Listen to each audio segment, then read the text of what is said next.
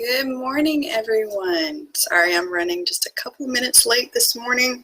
It's been a morning. But good morning. Thank you so much for joining me for session 4 of But First Plants. Hey, Diana.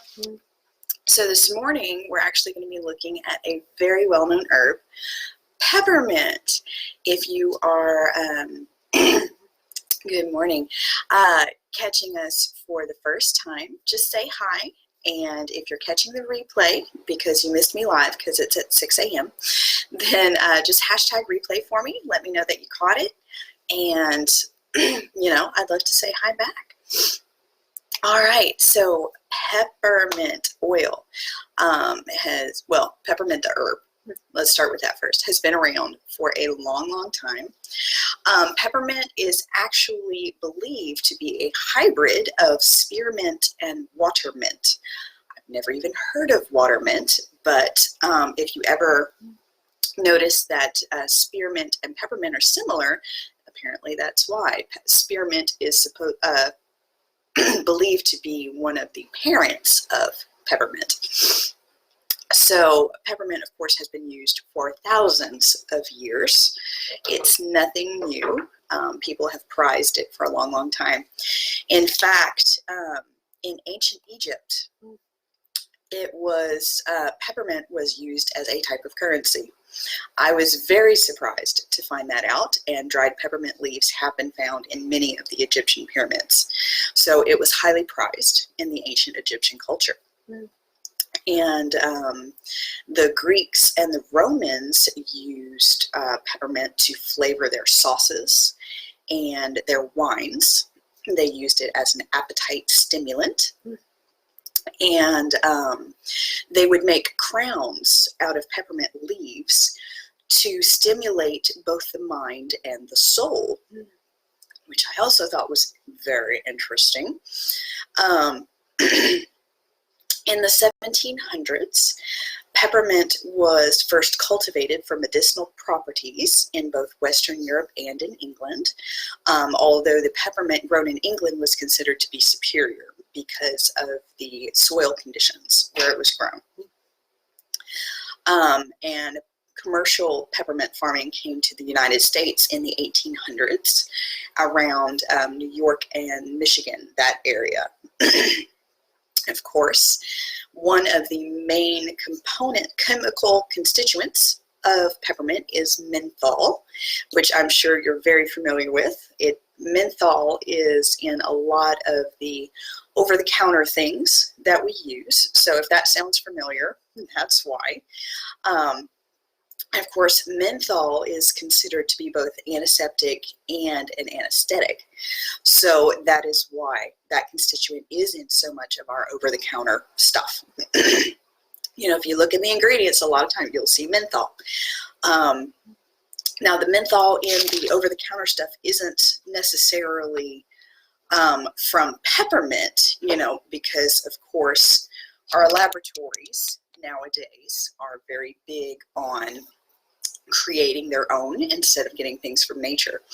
But peppermint is a natural source of menthol. And let's see, historically, people would chew peppermint leaves to relieve a toothache.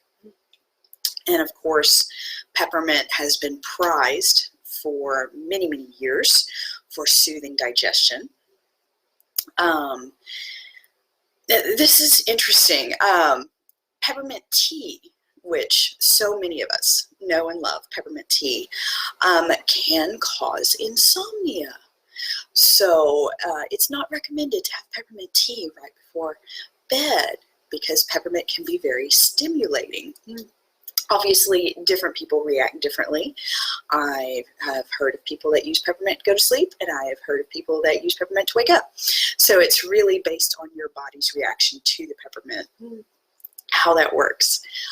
Most people find peppermint stimulating, but there's always a few of us that have the opposite reaction. Let's see, peppermint has also been used historically as a tooth polisher. So I guess in the days before toothpaste, The peppermint itself was used to polish the teeth, and in fact now mint is like one of the most popular toothpaste flavors. So let's see, peppermint has been used as a rodent deterrent. There was a cheese maker, I forget where because I didn't write it down, that they found that if they put peppermint plants in the warehouse, they didn't have a rodent problem. So they used lots of peppermint. And of course, peppermint has historically been used to help with headaches for many, many years. I was surprised that peppermint was also used as a facial toner. I hadn't heard of that use of peppermint before. And of course, in ancient times, peppermint was used to soothe dyspepsia, which is another word for indigestion, which of course led to the practice of the after dinner mint, right, for both the digestion and the breath, because peppermint is amazing for our digestive systems.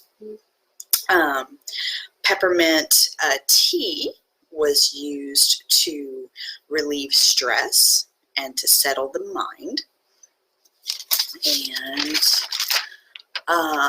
in, of course, ancient times, peppermint oil was used to treat things like hysteria, shock, and stress. So peppermint has a long, long history of being loved by people for a variety of things. It's nothing new to our modern times. Peppermint has been known and loved for a long, long time. So I've got my 2 bottles of peppermint here, which I should have done with lavender, but I couldn't find my white one. So here I have my big bottle of peppermint, and this one is labeled for topical and aromatic use. And I have my Peppermint Vitality, which is this white bottle. It's a bit smaller, but it is labeled for internal use. So what do I personally use peppermint for? All the things. I love peppermint. Oh goodness. All right, so Peppermint Vitality, of course, is for internal use. I love peppermint brownies. Bless you, child. Go back to bed. Yes? Also, Baby, it's still night time. Why are you what? Messed up. You can go fix your covers. Go back to bed. I can't. Yes, you can, son. Go back to bed. Okay, so Peppermint Vitality. Peppermint brownies are amazing. I have attempted to put peppermint in my coffee. Some people love peppermint coffee. I have found that if I put an entire drop of peppermint in my coffee, it's a little too much. It's too strong. So what I'll do is I'll actually just dip a toothpick in my peppermint and then swirl it in my coffee, and that is perfect. Same thing for hot cocoa if you like minty chocolate. Let's see. I don't cook with a whole lot of peppermint, but I do use it that way. And sometimes I'll combine peppermint, lemon, and lavender vitality oils in a capsule and take that when the cedar is blooming and my eyes are itching like crazy, because my body does not like cedar, especially when it blooms. And that helps my eyes not be so itchy. And I think that's about all I do. Elijah James, I cannot help you right now. Go to bed. Thank you. Sorry. Mom moments. Y'all are so gracious. Okay. So topical. I love using peppermint for lots of things. I'm not really prone to headaches, so I don't usually use peppermint for that, but I do get hot, and peppermint I find has a very cooling sensation, so I like using peppermint when I am hot, so all summer. I also, when the mosquitoes are out, and they, quite frankly, leave fun little whelps everywhere, I find that if I put a little bit of peppermint on the bites, that they don't itch so much. So that's personal testimony. So I like keeping peppermint around a lot in the summertime. I also, peppermint is one of the oils I use when I give a raindrop. And in fact, it's the last oil that you use on a raindrop. So after you use all those nice warm oils, you cool down with just a little bit of peppermint, which is really nice. And oh, goodness, I'm trying to think because we use peppermint so much. Peppermint's one of those I'll find it'll sit on my shelf until I need it, and then I go through like the entire bottle and I have to get more. So, you know, there's a lot of uses for peppermint. I keep it around. Personally, if I have the sniffles, menthol can help with that. Personally, there are things that work better for me, but some people swear by peppermint for that. I don't know. You know, it just depends on your body chemistry and what works for you. But if you guys have any favorite uses for peppermint or peppermint oil or peppermint tea or, you know, just peppermint in general, go ahead and put them in the comments. I would love to learn more because these have taught me so much and I'm just sharing what I learned. So thank you guys for joining me, and we will look at some more plants next week. See you then. Bye.